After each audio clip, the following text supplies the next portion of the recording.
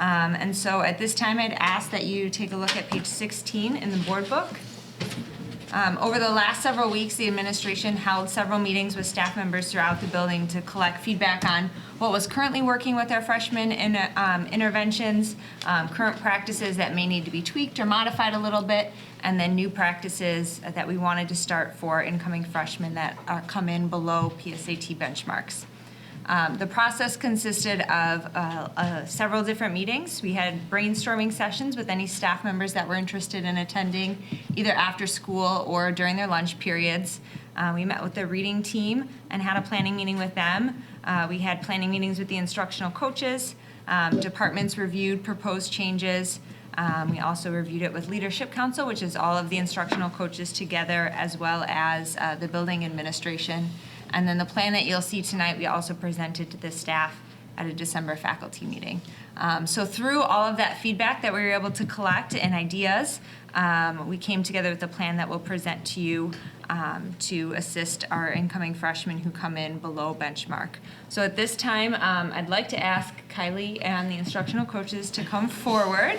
And as they're coming forward, Marianne, if you could turn to page 17 in the board book. So I'd like, before they begin and I turn the floor over to them, I'd like to stress that we anticipate being able to implement these interventions that you're going to hear about tonight without an increase in FTE.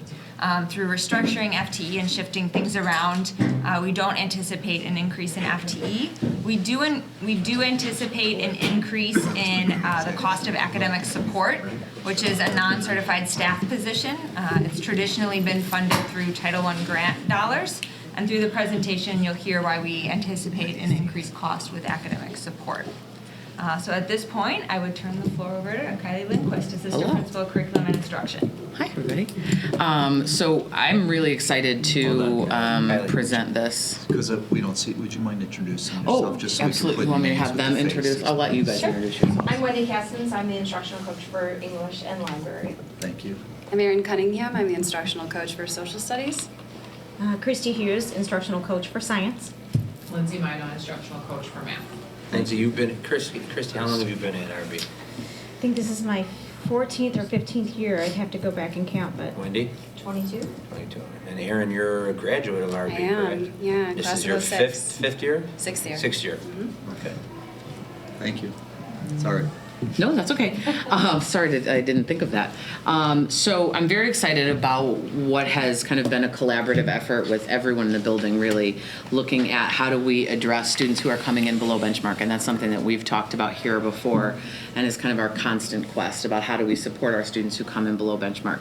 So the College and Career Readiness Academy that we would like to start for next year's incoming freshmen would involve any student who comes to RB below benchmarks, SAT benchmarks on their PSAT 8, which they do as their entrance exam in both math and the evidence-based reading and writing, which is the ERW section of that test. Those students will then become a part of this College and Career Readiness Academy. The group of teachers that is going to be associated with that academy will then be teachers that will have a common prep period so that they will be able to work together and problem solve around specific student need, and they will be able to address what's working for some students, what might not be working for other students, and really have a team approach to how they can collaboratively work to pull those students up to benchmark. So within that team approach, each of the departments represented here with me tonight are going to be impacted in some way, and they are going to give you just a small idea, each of them as we go through this, of how their department is impacted and what the course in their department that is in the College and Career Readiness Academy, what support that offers for students that are in that academy. So we can start with Wendy, but before I do that, I want to mention that box that's in your board book. That's what a sample schedule is going to look like for a student that goes into that College and Career Readiness Academy. And so as each of the instructional coaches talks about their sort of department's role in this, you're going to see how that's reflected in what a sample schedule would be for a freshman who comes into that academy. And we're using the math or their reading score primarily. to get into the college and career. Reading score is 100%, Right. yes. 100%. So if a student's not reading at grade level or at our cutoff score, They will go into this academy. Yes.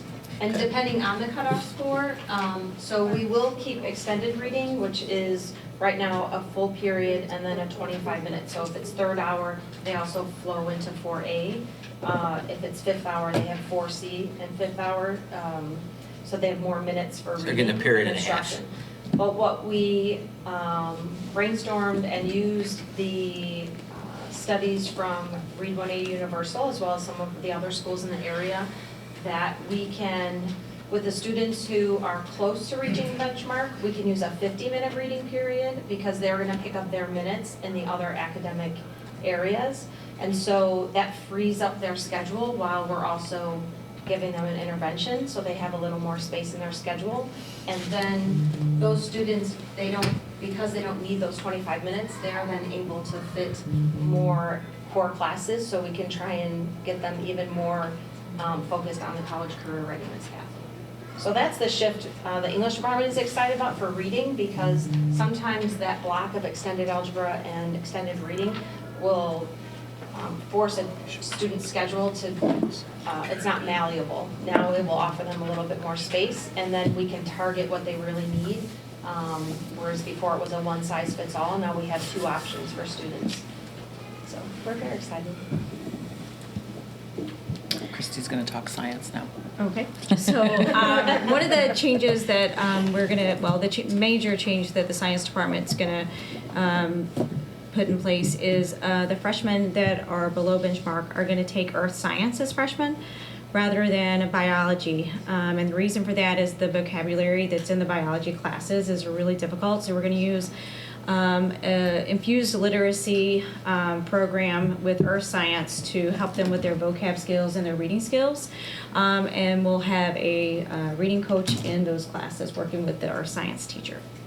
And the board, this year is the first year that we've used the Discovery Education tech book in science. We proposed that and the board approved that for us last year, I believe it was. And so earth science is one of those early adopters in science of the tech book. So the students that are in the academy will have resources from that tech book, like they have full Spanish resources, they have Lexile levels where a student can go in, change the Lexile on the reading that they're doing. So there's some built-in supports in that course that come just with the actual materials that we've purchased, outside of the fact that they've already been working with the literacy coach in that course. And we think the high level interest of that course with a little bit more workable vocabulary is going to really help those kids and still keep them in a science, which is so important. Is there a teacher dashboard inside of the tech book to like? I think there You mean is. for progress monitoring, is that what you mean? Or there is, it's not to the degree that that some of them are, but they can use Schoology as Okay. well. So they can do, with Schoology and with the Discovery Tech, they can do a lot of progress monitoring. Lindsay, you wanna hit yours? Math? So in math, we'll still offer the extended algebra, so that's a period and a half of algebra. So those are our students that are coming in definitely below benchmark, but they need a little extra support. So we use that extra time for extra practice with Mathia, which is our kind of our technology intervention, or to work on skills. They're, often the teachers of that right now will kind of shuffle kids, that if there's a group of kids that are really getting something, they'll take that group and work beyond, or they'll, really be able to target some of the deficiencies that those students have in that extra time. And our students that are coming in at the lowest scores do take pre-algebra, so that's generally just a handful of students, but so those students would be part of the academy as well. And because that would be for many students, the only extended course, because we don't anticipate many students being in extended reading. Many of the students will take at least a half a period of academic support, which is our small guided study hall. And we will have the same support staff member associated with that academic support. So we plan on infusing more time into academic support strategically for those students in extended algebra, whether it's looking at retaking exams, getting some individual assistance by having a math teacher push in. So we're able to do some more strategic interventions in that half period as well, in addition to the extended algebra. So then if Erin's going to speak a little bit to the social science, even though when you look at social science there it says none. But Erin is going to touch on some of the supports that we already have in place in that department. So for social science, there's not really a change exactly in the trajectory these students will take. There's no 9th grade social studies for these guys, but they will take sophomore Western Civ. In sophomore Western Civ, we've been working with our literacy coaches to redevelop our curriculum and really infuse vocabulary instruction so that our students in sophomore Western Civ are able to access the document-based questions that we've been using with our freshmen in Western Civ.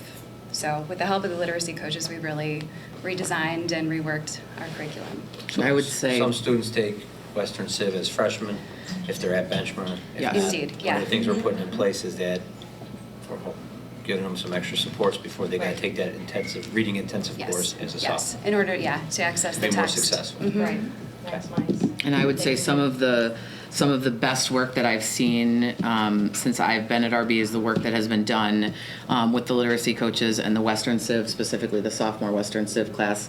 As an English teacher, when I go in to observe and evaluate, I'm watching a reading class, and they're really using reading as their skill focus, and the history really supplements that. So it's a great place for our students who are struggling to matriculate into at their sophomore year.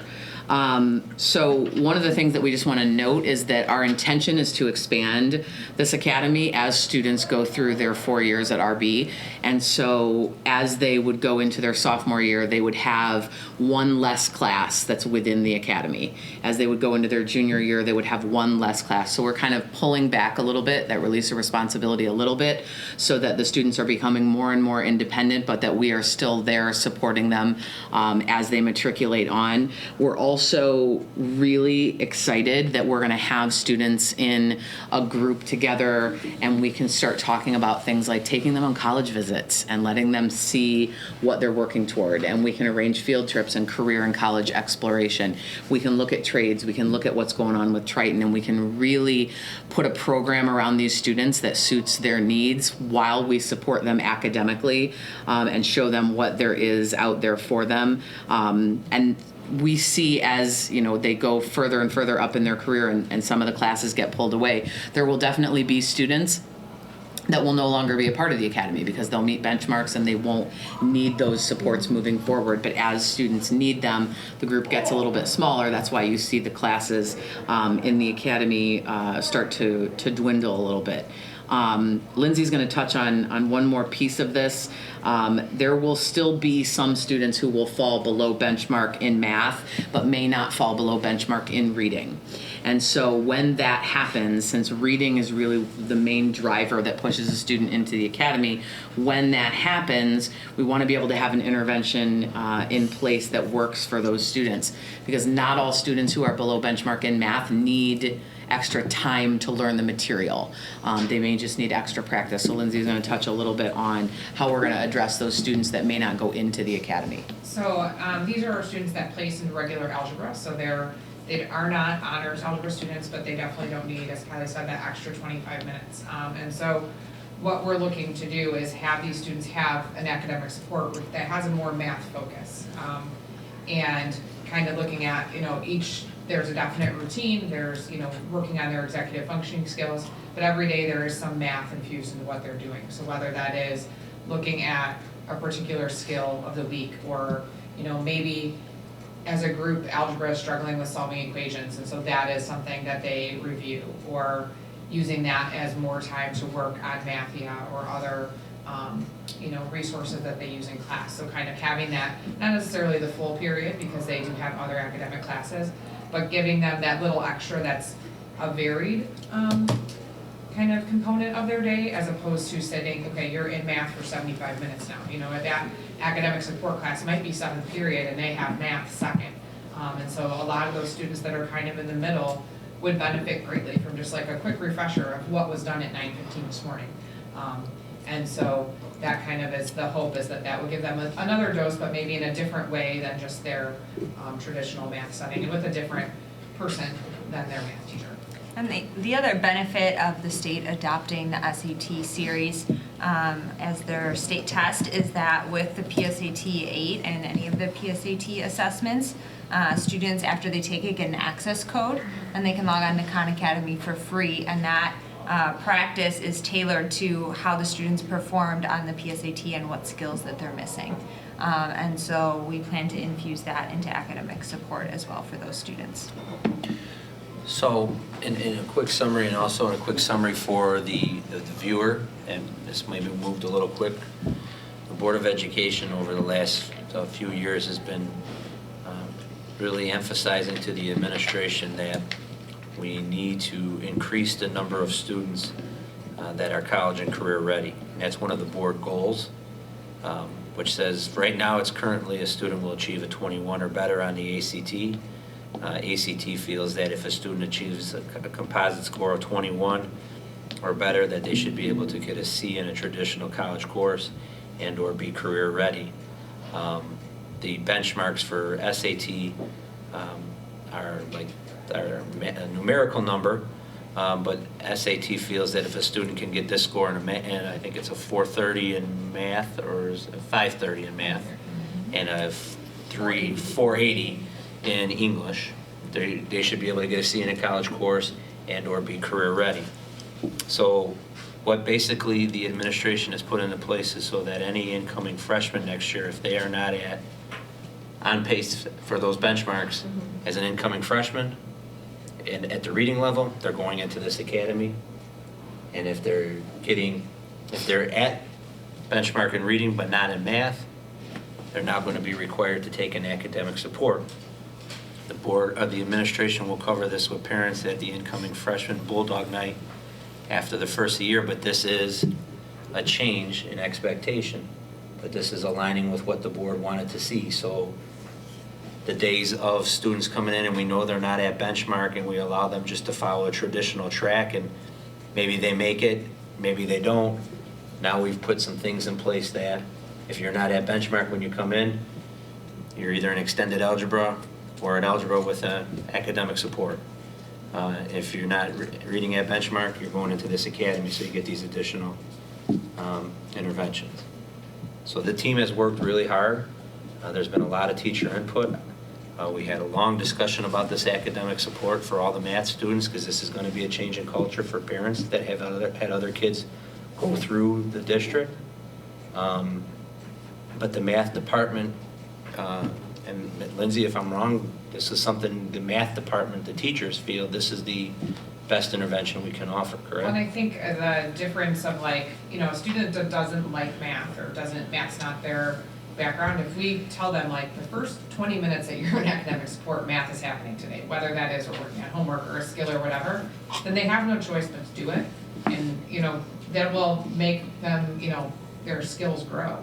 If a student doesn't like math and they have an academic support, they're gonna go in there and they're gonna do anything but the math. So by having the academic support in there, it gives, a little bit more focus, but in a different setting than in their class with, the rest of their classmates.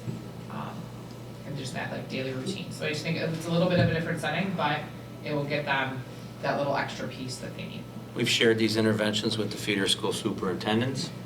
And for parents listening tonight or in the future, I think the emphasis would be put on them addressing this problem sooner rather than later. So if you want your student to be able to explore multiple electives or not be in one of these two interventions, then they need to be really working on their skills so that they come in at benchmark and on pace to perform. Open up for questions for the board. I'll go to my left first. Can I ask, and I don't know if you know numbers yet, but it says you want to keep the class size small. Are you going to cap it at a certain number, or what are you thinking? Don't ask Wendy, she'll tell you 5. No. Just kidding. Just kidding. The ideal for reading, that was part of the reason we thought, how can we hit all the students who we know need reading, but can lower our class sizes. And so by using the 50 minutes rather than the 50 plus 25, we should be able to have 18 to 20 per class, which is what the Universal is designed for. And so students will probably get as much time on task in reading as they do now, it's just the classes are a little bit larger. So at least for reading, that would be the case. I will say the English 9 classes are a good size right now, so I can't imagine that they would be larger or smaller. And just taking a look at the data that Beth shared with us from the placement test, it seems like the numbers are similar to what they are right now.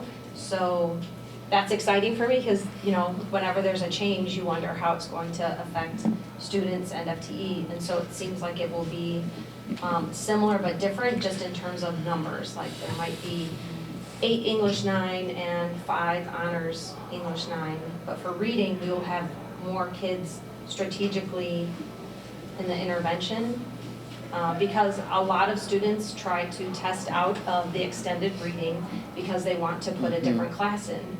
And so we now don't have to force them into that. Like, we want you to be a better reader so that your senior year you can take as many difficult classes as you want. So I think for English at least, in reading, I think class size will stay small. So what Wendy was hinting at is currently with our structure, many students take extended reading and extended algebra, and so they don't have room for any elective.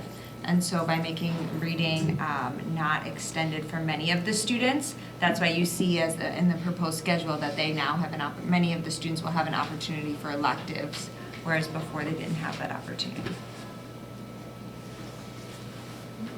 John, you? Okay.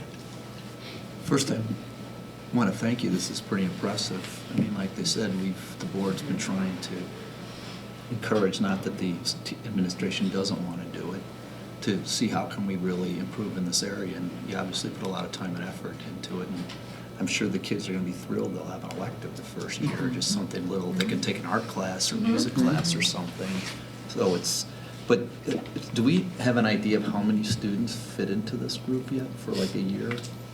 Yeah, we would probably, Kristen, be looking between 75 and 100. 80. Oh, okay, so it's about 30%, 20% of the class or something like that, then, right? Oh, okay. And then the other thing is, are parents usually pretty supportive of it when you explain what we're trying to accomplish, or do you expect, or do you get some pushback? We'll see. The pushback Well, has you've had usually the- been the elective piece. Yes. And so Okay. that's why we were trying to be very strategic when we were approaching the academy, because if that's the resistance, let's try to take that away so that students still have that opportunity while we're still providing them the support. So any parent that's had a student go through either extended math or extended reading, that's their traditional schedule. The academy piece now is getting those 5 or 6 teachers, all teaching those same kids, getting them all a common prep period. So that's the unique piece of the career academy. It doesn't really impact the schedule. The Okay. concerted effort to make sure. There's a support around that kid Right, every time, around that every student. class he goes to. Oh, okay. The math piece will be the piece that we'll see how it plays out, because that is going to be something new to where some of those kids that are not at benchmark may have 2 electives, and now they're being told you can only have 1 elective because you're going to be in academic support with a math focus. Which is having a student myself, academic support is supposed to teach them organizational skills, executive functioning. So it's not something that's going to hurt the student. It's just that it's an additional intervention now. So we'll see how that goes over. And actually, We did look at current freshmen and how many freshmen had 2 electives, and that number was very small, so we don't anticipate that having a huge impact Okay. on electives or on students having to give up an elective their freshman year. Certainly some will, but we don't anticipate that being a huge concern.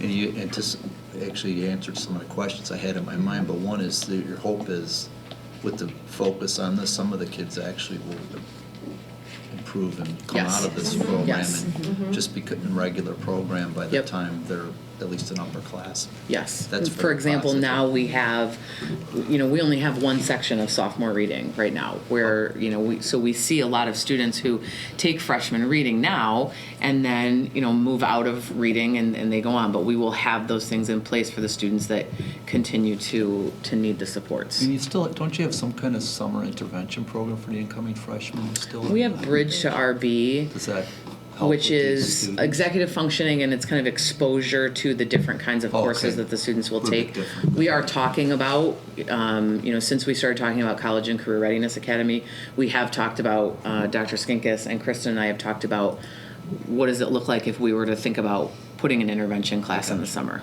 Okay. Thank you. Mm-hmm. Thank you. What's that? Once they come through the program Mhm. and they do well and you kick them out because they've done well. They graduate. Will you have something sophomore year in case they regress or they start to slip a little back so that you can push them up and keep them up to par? Yeah, when these students move on, there will be sort of by default some courses that they will be taking sophomore year, that like sophomore Western Civ, and then also biology, 10th grade biology, since we're swapping earth science for biology. So those two courses right there, let's say they don't go into sophomore reading, they would still be in sophomore Western Civ and sophomore biology. Both of those programs have worked pretty closely, very closely with our literacy coaches and continue to do so. So those will be automatically built in, even if we see a student who did very, very well, not needing sophomore reading, they're still going to have those supports innately. So Because they they're still did. kind of in the academy. They're because still in the taking academy a little classes bit. with the other kids. So we also are able then to continue those supports even though we've seen growth. In fact, the teacher that will be likely teaching our sophomore biology, because she currently teaches the co-taught freshman biology, is a literacy specialist now because she got her master's degree in reading. So the supports will be there even if a student graduates from the program, so to speak. At that sophomore level, pretty much all of those kids, because they need to take Western Civ, they need to take bio, they're going to have that there with them. I mean, like in the math piece, we're looking at like, okay, how does this look in geometry then as sophomores? And then as we get into, the junior year, what does that look like? I mean, as the instructional coach for the department, but also an AP teacher, like I would love to see these students like come from starting in reading and ending up in an AP stats or computer science. Like that's I think a very realistic goal for these students. And so, we want to kind of make sure there's the supports in place. So by having the reading, bio, and Western Civ, that helps prepare them, especially for those two And they classes can in do our the chemistry as a junior. Yep. Or physics. They all have the same counselor then too? That's something that we would like, yes. We're looking at the feasibility of that and the need for potentially having two. Thinking about the students that will be in this academy will likely be some of our students with highest needs. And also the idea that if we were to maybe go with two, let's say one of them is out sick, or let's say, one of them is at a conference, there would always be someone in the building that they would be able to have access to. So we're still fleshing that out, but we definitely want it to be in the 1 or 2 range, not spread out over all 5. Yeah, because that I inferred that only because where you were saying like college visits and Yes. trade school stuff, that Yeah. would be the piece that the counselor would kind of be in charge of, right? Yes, yeah. And part of the team approach, it's Right, not just, right, the core right, all classes the meeting, it's supports everyone in coming place, around, right. We would also like to have one social worker associated with this group, as well as one dean. Dean of students. Oh, dean. So that when we all get to the table, Right. we only have to pull one of those people in. Yeah, I'd like to thank you. This is a pretty comprehensive plan. It's nice to see a plan in place that's going to catch kids, like an RTI model. It's going to catch them before they fail. So it's very well thought out. Have Thank you, you. have you thought of incorporating transfer students into this model? 'Cause Yes. if I remember correctly, some of the lower scores have tended to be transfer students who have come in year 2 or year 3 and okay, great. Yes, Yeah. that's definitely our plan. We do have a draft for what sophomore, junior, and senior year looks like, but we didn't want to overwhelm you with too much information tonight, so we held off on that for now, but that is our Thank you. plan. Thank you. Marion, I Thank think, was there, before they stepped down, was there one other slide for this? No, that was You sure? Do you want me to be part of the financial report? I thought there was one other slide that said that the board needs to understand that when we implement this, it will be 3 years before we can reap the benefits of this. Because the data won't happen next year, it won't happen the year after that. We will need 3 years of these kids to go through this plan. And so the We'll board have will. anecdotal data. but- I was going to say, you'll have data as you go through that. They just wanted And so I'm using a little sarcasm here, but I wanted to just to show the board, like, we're carrying out what this group worked on this. It was a very collaborative process. The staff, we had lunch meetings and circles of reading teachers, English teachers, math teachers, lunch and learns, after school. But it's going to take a little bit of time. And we're going to need to make sure that as we work through all of our financial issues, that we need to make a commitment to this as a board, that this is something that we don't waver on. Any student that comes in below benchmark in reading or in math will get these interventions and get these supports if we truly want to make every kid college and career ready. Well, I gotta say, I know Kristen's jumped on me a few times about how you guys look at this data and how important it is.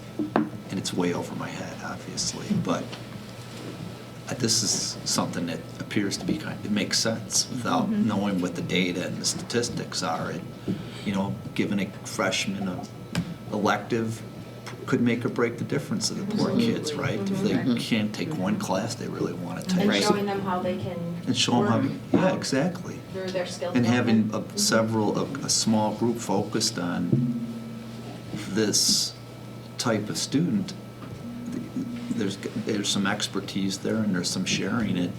It's hard to imagine it can't do better.